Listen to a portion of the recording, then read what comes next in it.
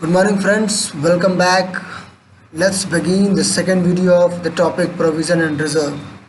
In this video, we will again discuss little bit about provision and reserves, and we also discuss the accounting treatment of these terms.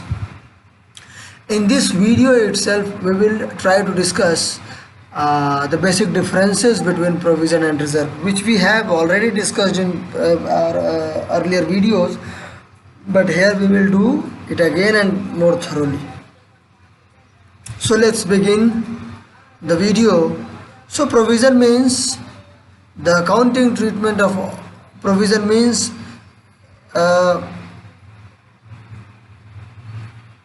keeping space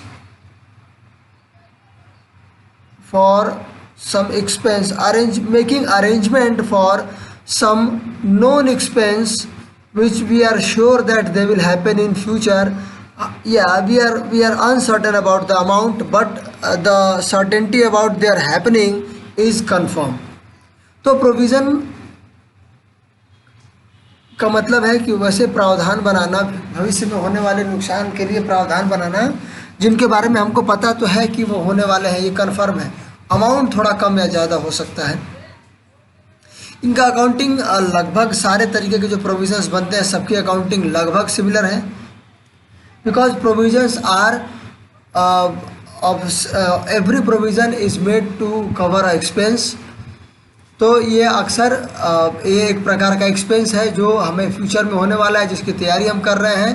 तो ये क्या होता है, cost against profit होता है ये, जिसका creation लगभग सेम होता है। They all got created during the calculation of profit and loss.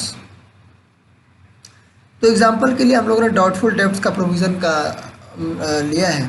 Doubtful debts are those debts the debtors who may pay but business firm is not sure about the collection of full amount from. हो सकता है वो payment कर दे, लेकिन जो हमारा firm है वो बिल्कुल श्योर नहीं है कि वो पूरा करेंगे पेमेंट या नहीं करेंगे, या बिल्कुल नहीं करेंगे पेमेंट। कुछ अनसर्टेनिटी है जिसकी वजह से ये प्रोविज़न तैयार किया जा रहा है।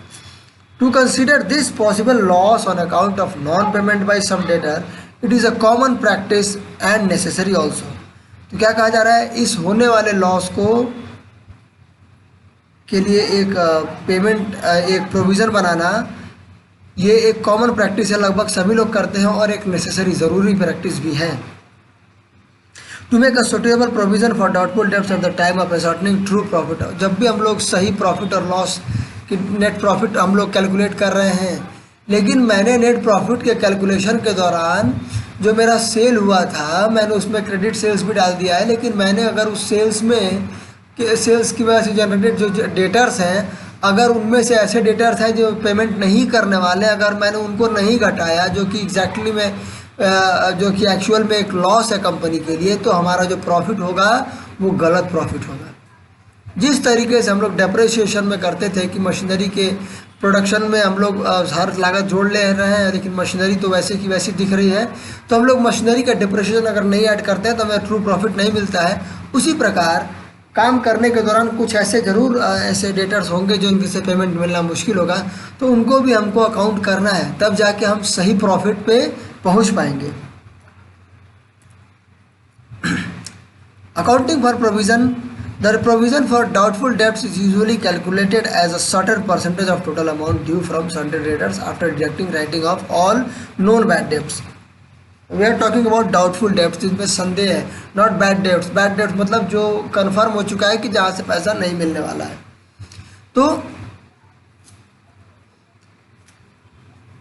from the experience of past, we decide a certain percentage on which we will calculate the amount of provision on debtors for doubtful debts. Creation करते समय हम लोग पहले उसमें से सारे बैड डेब्ट्स हटा देते हैं। It is created by debiting the amount of required provision to the profit and loss account. जो प्रॉफिट हमारा लॉस अकाउंट जो कैलकुलेट कर रहे हैं, और उसमें हम लोग क्या करते हैं, प्रॉफिट एंड लॉस में डेबिट साइड में हम लोग प्रोविज़न क्रिएट करते हैं। जहाँ पे एक्सपेंसेस दिखा रहे हैं वहीं पे प्रोविज़न फॉर एक्सपेंसेस भी दिखा सकते हैं, हम लोग दिखाते हैं। तो प्रोविज़न क्रिएट करने के लिए जो जर्नल एंट्री बनती है वो जर्नल एंट्री कुछ इस प्रकार की होती है। Profit and loss account debit with the amount of provision, जो भी अमाउंट कैलकुलेट करके हम लोगों ने निकाला है, to provision for doubtful debts, इतना पैसा निकाल के हम लोग डाउटफुल डेब्ट्स में डाल देते हैं।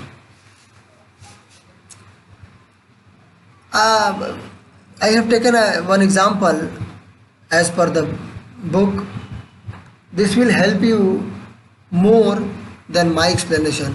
ये एग्जाम्पल आपको ज़्यादा मदद करेगा। चलिए देखते हैं कि an extract of the trial balance from the book of Trehan traders on March 31, 2014। Sundry debtors है 68,000 के। अब एडिशनल इन्फॉर्मेशन दी गई है हमें कि bad debts proved bad but not recorded amounted to ₹8,000। Bad debts जो कर्ज हमें जो नहीं मिलने वाला है, जो पैसा, वो पता चल गया है कि अब ये पैसा हमें नहीं मिलेगा, लेकिन अभी रिकॉर्ड नहीं हुआ है। अमाउंट कितना है? 8,000।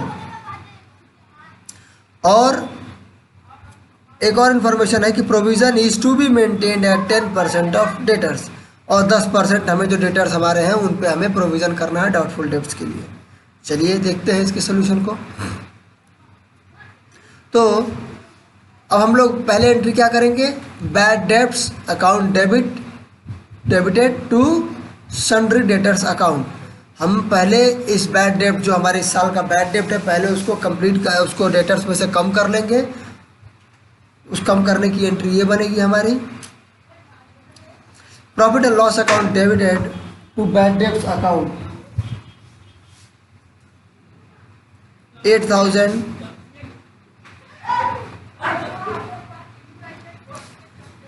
बैड डेब्ट debited to profit and loss account. तो प्रॉफिट एंड लॉस अकाउंट पे उस बैड डेब्ट्स को हम लोगों ने खर्च की तरह दिखा दिया। उसके बाद प्रॉफिट एंड लॉस प्रोविज़न में भी हम लोग प्रॉफिट एंड लॉस को फिर से डेबिट करेंगे और एक प्रोविज़न बनाएंगे। तो इसमें हम लोग वर्किंग नोट्स, इस क्वेश्चन को सॉल्व करने के लिए हम लोगों ने क्या क्या बनाया है। प्रोविज़न फॉर डाउटफुल डेब्ट्स कैसे किया? तो 68,000 में से 8,000 रुपये घटा दिया, तो हमारे पास एक्चुअल डेटर्स हमारे आ गए। इनमें से 10% का हम लोगों ने क्या बना लिया? प्रोविज़न के लिए अमाउंट निकाल लिया। अब आ जाइए रिजर्व के बारे में। So friends, let's discuss reserve. Reserves are the parts of profit which are kept aside and retained in the business. Means profit का हम लोग क्या ट्रीटमेंट करते हैं? प्रॉफिट कैलकुलेट करके हम लोग ओनर्स को प्रॉफिट बांट देते हैं।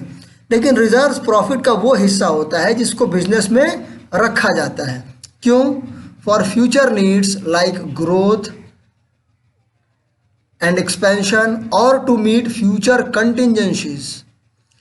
अकस्मात कोई घटना हो जाए तो उसके लिए कुछ रिजर्व्स प्रिपेयर करके रखते हैं लोग, जैसे वर्कमैन कंपनसेशन। मजदूर है, कोई उसे चोट लग गई काम करने के दौरान, तो इस परिस्थिति से निपटने के लिए हम लोग क्या करते हैं? एक वर्कमैन कंपनसेशन फंड बनाते हैं, जो कि एक रिजर्व होता है। और रिजर्व कैसे बनता है? तो by keeping profit aside. Reserves are the appropriations of profit. They are not charge against profit. They are appropriations of profit. हम लोग प्रॉफिट पहले कैलकुलेट करते हैं, उसके बाद रिजर्व्स बनाते हैं, और रिजर्व्स बनाने के बाद हम लोग ओनर्स में प्रॉफिट डिस्ट्रीब्यूट करते हैं। जैसे हम लोगों ने अभी देखा कि प्रोविज़न जो था, प्रोविज़न्स वो अप्रोप्रिएशन नहीं होते, वो प्रॉफिट कैलकुलेट करने के बाद नहीं बनाए जाते, वो प्रॉफिट कैलकुलेट करने के समय ही बनाए जाते हैं। That's why they are called charges against profit. Why? Because they are made to cover a expense, a loss, a known loss, whereas reserves are the appropriation of profit, because the profit is to be used for the coming future expenses like growth expense, expansion। इसलिए reserves को हम लोग appropriations बोलते हैं और provisions को charge against profit. Charge against profit profit and loss के debit side में दिखाया जाएगा, जबकि रिजर्व्स हमारे profit and loss appropriation account में दिखाए जाएंगे। However retention of profit in form, तो अब देखिए रिजर्व से फ़ायदा क्या होता है। रिटेंशन ऑफ प्रॉफिट क्या करता है? सब reduces the amount of profit available for distribution. Owners को बांटने के लिए जो प्रॉफिट होता है उसके अमाउंट में कमी कर देता है। वो पैसा एक लाभ ही है, लेकिन वो पैसा अनडिस्ट्रीब्यूटेड रहता है, कंपनी में पड़ा रहता है। It is shown under the head reserve and surplus on the liability, ये ऐड होता रहता है साल दर साल, और हमारे लाइबिलिटी साइड में, हमारे बैलेंस शीट के लाइबिलिटी साइड में दिखता है, क्योंकि ये एक लाइबिलिटी है कंपनी के लिए, क्योंकि ये कंपनी को आज नहीं तो कल, कल नहीं तो परसों, जब उसका टाइम पूरा होगा तो ओनर्स को वापस उसे कर देना है वो पैसा। अब ये देखते हैं difference between provision and reserve. Difference तो हम लोग काफ़ी कुछ जान भी चुके हैं, बस एक बार और देख लेते हैं, ताकि ये इन स्लाइड्स की प्रिपरेशन मैं सिर्फ इसलिए कर रहा हूँ ताकि आपको नोट्स के प्रिपरेशन में दिक्कत ना हो। तो बेसिस ऑफ डिफरेंस, नेचर क्या है, तो ये चार्ज अगेंस्ट प्रॉफिट है प्रोविजन, और रिजर्व एप्रोप्रिएशन ऑफ प्रॉफिट है। पर्पस क्या है, it is created for a known liability और expense pertaining to current accounting period, the amount of which is not certain।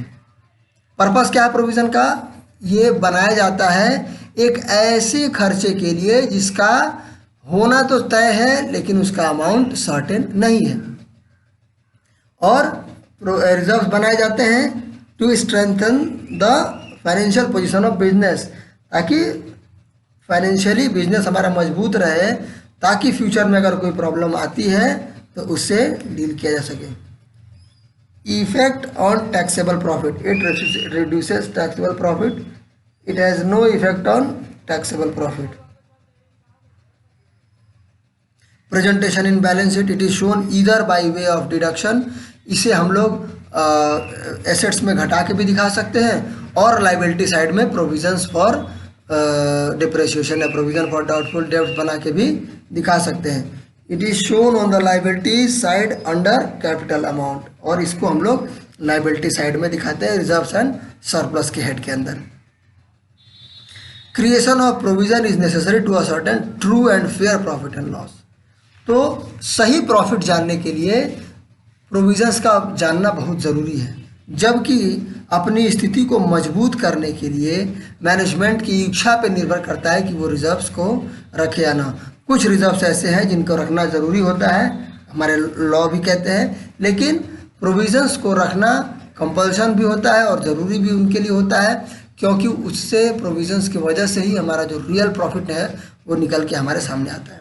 Use for the payment of dividends, it can not be use for the dividend distribution, क्योंकि ये एक charge against profit है, इसीलिए provision कभी भी dividend distribution के लिए नहीं अवेलेबल है।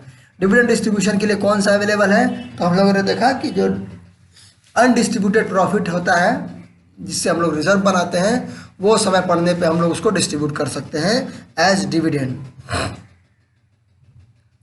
तो आज की वीडियो में फ्रेंड्स इतना ही। अपने डाउट्स आप लोग मुझसे शेयर कीजिए, और बहुत जल्दी हम लोग इसके जो भी इसके सम्स वगैरह हैं इन चैप्टर में, उनको लगाना आप शुरू कीजिए। और अगर डाउट्स हैं तो प्लीज़ मुझे बताइए, क्योंकि सम्स लगाएंगे तो डाउट्स मिलेंगे आपको। And keep sharing, liking the videos, and if you, अगर आपने अभी तक सब्सक्राइब नहीं किया है तो उसको भी सब्सक्राइब करें, और अपने जानने वालों को भी सब्सक्राइब करने के लिए कहें। सो बच्चों, जय Hind and all the best. Thank you.